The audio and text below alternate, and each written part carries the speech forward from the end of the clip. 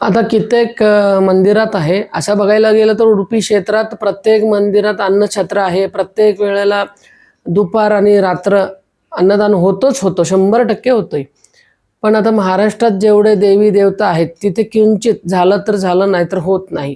आणि लोकांचं ट्रस्ट जे चालवतात ते काय बोलतात, अन्नछत्र मी चालवतोय. तर माणसाचा अहंकार आहे. अन्नछत्र मनुष्य चालू शकत नाही, कारण अन्नछत्र चालवणारा स्वतः भगवंत आहे. ती अन्नपूर्णेश्वरी भगवती पार्वती आहे, हे लक्षात घ्या. कारण तिथे जिथे तुम्ही जाता, मठ असू दे किंवा मंदिर असू दे, कुठेही गेला तरी तुम्ही देवाला बघून पैसे समर्पण करता का? देवासाठी. ना ट्रस्टला बघून, ना तिथे माणसांना बघून, जे ट्रस्ट चालवत असतात.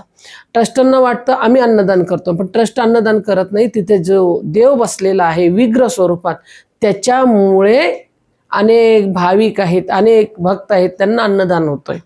आणि माणसाचा गैरसमज आहे माझ्यामुळे अन्नदान होतंय, तर चुकीचा गैरसमज आहे. जे काही अन्नदान होतंय ते फक्त भगवंतामुळे होतं, हे लक्षात घ्या.